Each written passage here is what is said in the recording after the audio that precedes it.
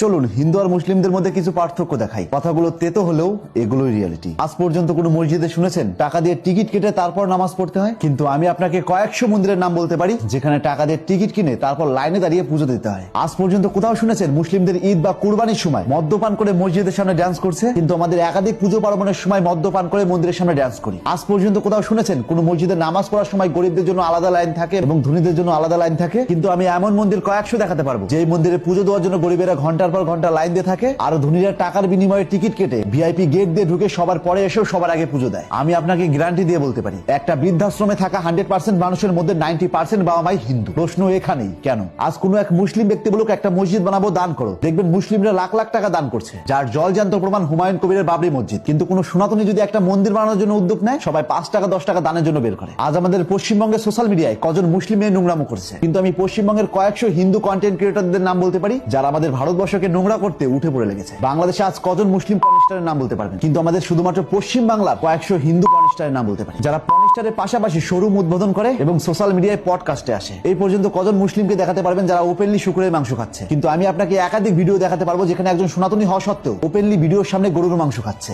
আজ পর্যন্ত মুসলিম ধর্মগুরু মোহাম্মদ সাল্লাল্লাহু আলাইহি ওয়াসাল্লাম ও কোরআন নিয়ে একজন বাজে মন্তব্য করেছেন আর সমগ্র মুসলিম প্রতিবাদ করেনি, এরকম ঘটনা কটা দেখাতে পারবেন? কিন্তু আমাদের ভারতবর্ষ হিন্দুস্তান হওয়া সত্ত্বেও একজন সনাতনী বলছেন রাম মুসলিম ছিলেন, একজন নেত্রী ব্রাহ্মণ হওয়া সত্ত্বেও সবার সামনে হোলি মুবারক বলছেন, কেউ কেউ বলছেন শিবলিঙ্গ বেকার জিনিস, কিংবা রাস্তায় শ্রীরামের পোস্টার পড়ানো সত্ত্বেও কজন সনাতনী প্রতিবাদ করেছেন। আর যখনই আমরা এই বিষয় নিয়ে কথা বলবো তখন আমাদের পশ্চিম বাংলা ধুতি পাঞ্জাবি পরিহিত কিছু ভণ্ড ধর্মপ্রচার আমাদের সেকুলার মুসলিমদের দালাল এমনকি সনাতনী বিরোধী বলে। তো তাদের উদ্দেশ্যে একটা কথাই বলতে চাই, আপনি যে চেঁচাচ্ছেন সনাতনী জাগো সনাতনী জাগো, এট ফার্স্ট আয়নার সামনে দাঁড়িয়ে নিজেকে প্রশ্ন করুন আপনি নিজে জেগেছেন তো? যদি সত্যিই জাগতেন তাহলে অন্য ধর্মকে কটূক্তি না করে নিজের ধর্মটাকে আগে কারেকশন করতেন এবং আমাদের সনাতন ধর্মশাস্ত্র যারা সবচেয়ে বেশি বিকৃতি করেছে সেই অত্যাচারী ব্রাহ্মণদেরকে সবার আগে বয়কট করতেন। বিশ্বাস করুন আমি খুব ভালো করে জানি আমার কথাগুলো খুব তিতা, যার জন্য সবাই সহজে গিলতে পারে না। আর মানতে কষ্ট হলেও সত্য সবসময় তিতাই হয়, তবে এটা তেতো হলেও উপকার আছে। আপনার মূল্যবান মতামত জানান কমেন্ট বক্সে। তাই আজ থেকে চোখ খুলুন আর এরকম ইন্টারেস্টিং ভিডিও প্রতিনিয়ত পাওয়ার জন্য তাপস এক্সপ্লোরার পেজটিতে ফলো দিয়ে রাখুন।